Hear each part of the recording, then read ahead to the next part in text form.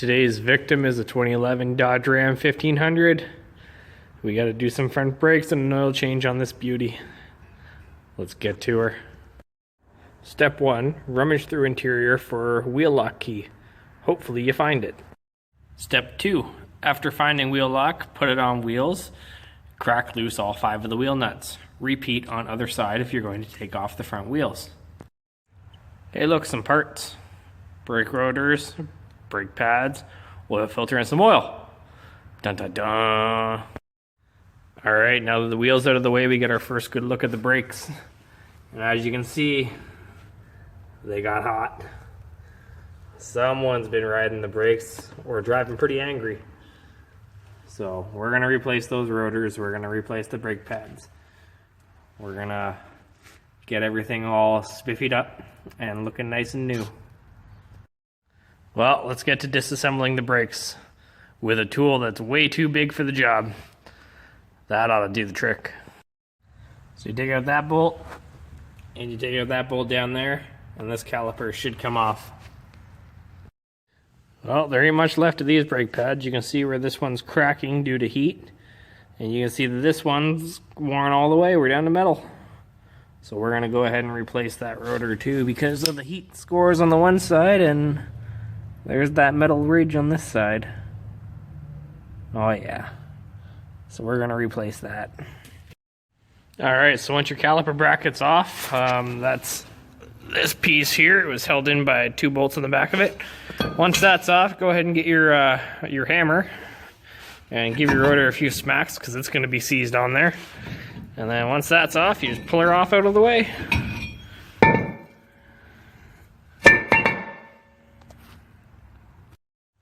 Trick of the trade. Once you get the rotor off, down to the hub face like this, clean it off, and throw some anti-seize on the back there, especially if you live in the rust belt like we do, because you get stuff that gets stuck together all sorts of ways. Rust gets in there like you wouldn't believe. So when we're putting all new parts on here, put some anti-seize on the back of this, and the next time you got to take it off, you'll thank me. Apply a liberal coat of anti-seize. Use some brake clean on your rotor to clean it off before you put it on. Do not put anti-seize on the wheel studs. Bad things will happen. Yes, I'm talking to you. Yeah, you who likes to anti-seize everything. No anti-seize on the wheel studs. I mean, a little bit might be okay because I accidentally got some on there, but no anti-seize. Do not coat them. Bad things will happen. Wheels will fall off. People will get hurt. Children will cry. Don't do it. Install new rotor and retighten caliper bracket bolts to factory snug. Reinstall brake pads and install clips on brake pads the proper way before installing them into caliper bracket. Also lube sliders. Don't forget to lube sliders. Very important. Make sure everything's free.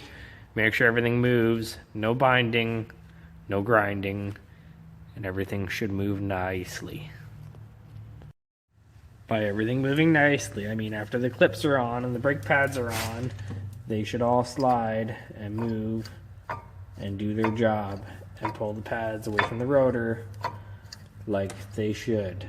If that's not happening, you've done something wrong. Go back and fix it. Compress the caliper pistons by any means necessary. Any means necessary. And then reinstall the caliper. And then we'll move over to the other side. Oh, also, anti-seize the face of this hub as well, normally. Because that's where the rim meets and it gets stuck. Actually, it normally gets stuck on the center here. But anti-seize never hurt. Make sure to re-snug caliper bolts to factory snug. You don't want nothing coming apart. And about anti-seizing this face, make sure no anti-seize on studs. Anti-seize on face, good. Anti-seize on studs, bad. Don't do it. And now the other side's complete. Nothing too fancy here. Same as the other side, just everything's reversed because it's on the other side. No big deal. Now it's time to get underneath and change that oil. On our journey to the oil pan, we've discovered that the diff seal is leaking on this side. As evident by all that oil right there. and right up there, and also a little bit of a splash up there.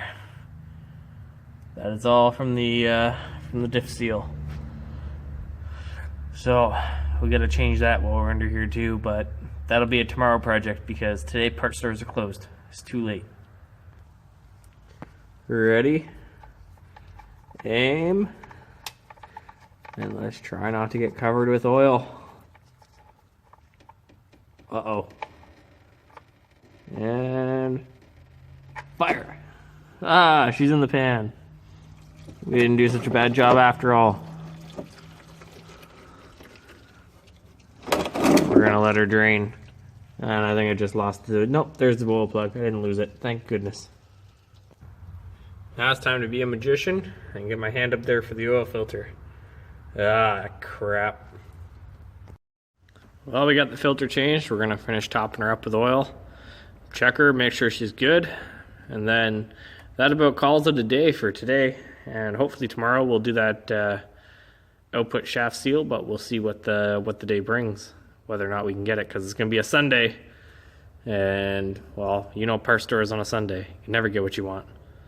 Doesn't matter what happens. Anyways, we'll see what happens. If not, then if I don't get it, then this will conclude this video. And that's front brakes and an oil change on a Dodge Ram 1500 2011. Get it done. Look at my shiny new brakes. Anyways, we're back here with this 2011 Dodge Ram 1500. We've got the seal. We've got some diff fluid to top it up.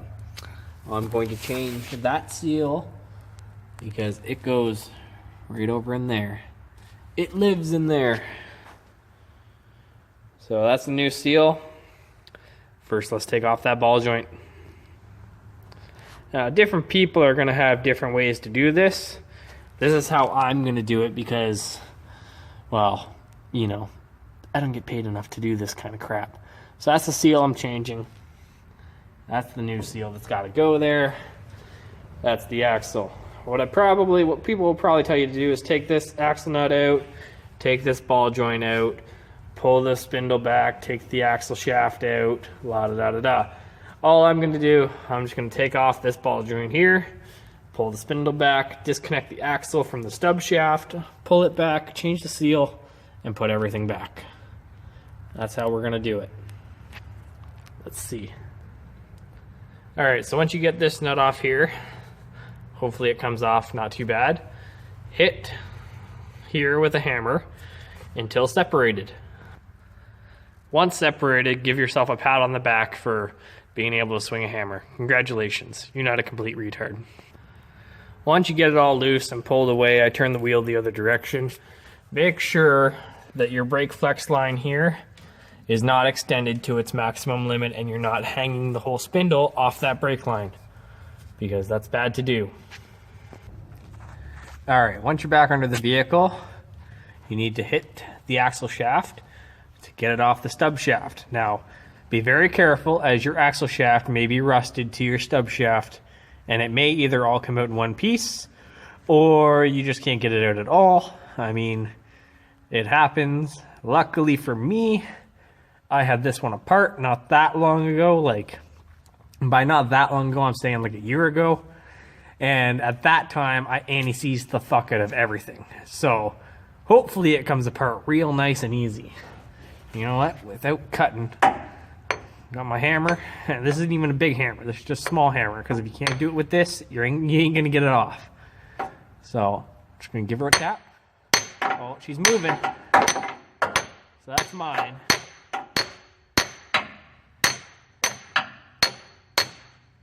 And now I'm just gonna pull that out of the way, hang it so that I don't pull it out of the boot, and then I'm gonna change that seal, and I'm gonna put everything back together, quick and easy.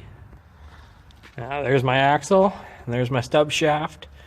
Now the axle was just about off the stub shaft. I just had to yank it towards the outside a little bit and pull it down, and it wasn't all that hard to do. So I'm gonna take out that 13 mil. And there's a 13 mil on the other side. I'm going to take out both of those and knock out that seal. Alright, I got those two 13s out. Now I'm just going to knock that seal out of the way.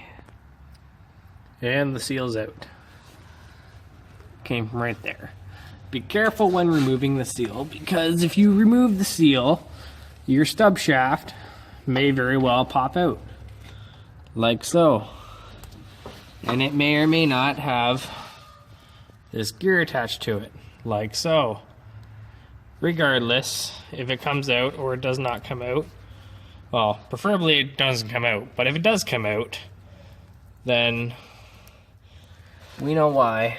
And just make sure it goes back home where it lives. Make sure nothing's in there. But also while it comes out, take time to inspect the bearing. Make sure your shit's in good shape. And then put it back home and then reinstall your new seal. Should be good as new. A trick of the wise, when installing a new seal, before you pound it home and into place, especially a seal that's got bolt holes in it like this one does, where those bolt holes are supposed to line up, make sure that you line up the bolt holes before you pound it home so that everything lines up. I like to start the bolts and then I'll tap it home, because right now I haven't seated it yet. It still needs to be tapped home. But I just thought I'd take the time to tell you to take the time to put the bolts in, because it'll save you a headache later if you pound that seal into place in the wrong position. Alright, pound seal home and retighten bolts to factory snug. Make sure you get it seated all the way. And then apply a little anti-seize to that stub shaft there if you haven't already. And then we'll push the axle shaft back home into place. And then we'll put that ball joint back on and we'll call her a day. Reinstall nut to factory snugness. That is very important. Make sure everything looks good and looks proper. And then you're ready to put the wheel on. Don't forget a little bit of anti-seize. But not on the wheel studs. Never on the wheel studs. Bad things will happen. After bringing your vehicle back down from orbit, make sure you check all your wheel fasteners and torque them to factory snug settings, and then go ahead and give her a test drive and hope you didn't completely fuck it up. Don't forget to top up the fluids and recheck as necessary. Remember this saying, check it twice, drive it once. Unless it's a Dodge product, then you might want to check it 3 times. Alright, under the vehicle for the last time, I hope. So that hole there is just, there was a rubber plug in it that I pulled out. That's where you re-top up the diff fluid if you changed the seal and lost a bit of fluid. Make sure you clean off any leakage that you had. I'm going to hit this one more time with brake clean. Make sure it's nice and clean so that you can examine to see if you have any reoccurring leaks. And after I top it up, I'm going to do the road test with it. So basically, when you fill your diff, you want to fill it till the fluid comes out of the hole, or it's just below the line of the hole. The diff is full. When fluid starts coming out, reinstall your seal, clean up your mess. Over here too, clean up your mess. And then we're going to go for a test drive. Alright, well, it's test drive time. Ram 1500 test drive. Let's burn those brakes in before we give it back.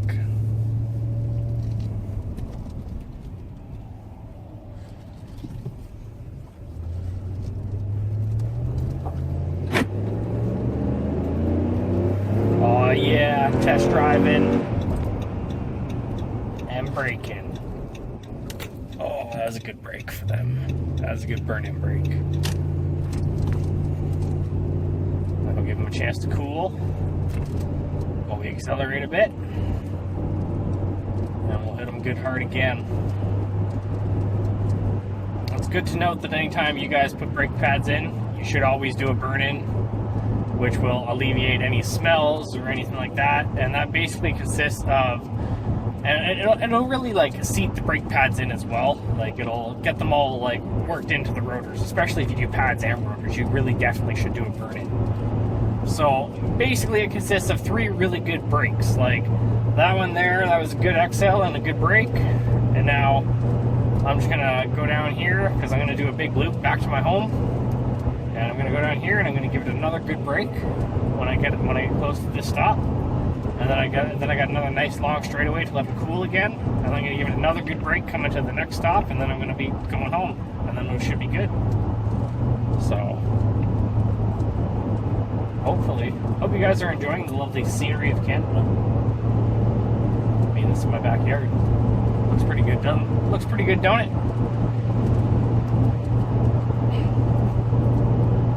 We even got tractors. Oh, we got a lot of burnout marks on the road. If you see that, that ain't for me, but somebody's having some fun. Oh, we got a good stop sign coming up. We're approaching with some good speed, so we get a good brake. I'm braking now to give him a good... I took it down to like 40 there. I'm just letting off. Now I'm gonna just coast to the stop. Nobody's coming, so we're gonna make the turn.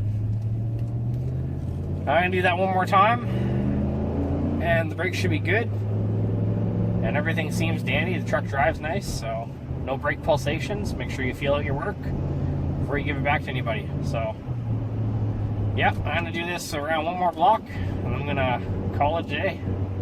So, hopefully you like this video. Like it, share it with your friends if you want to do that too. That'd be cool. Grow my YouTube page. It's all up to you guys. Hopefully, we'll see what happens. Maybe I should invest in some better camera hardware too. That'd be pretty good. So, yep. Until next time, which will probably be this vehicle again when I put a door handle on it, because this is the driver door handle. It's inside the vehicle, which is not good. So, that's got to be done, but I got to order that in. So, until then, continue watching.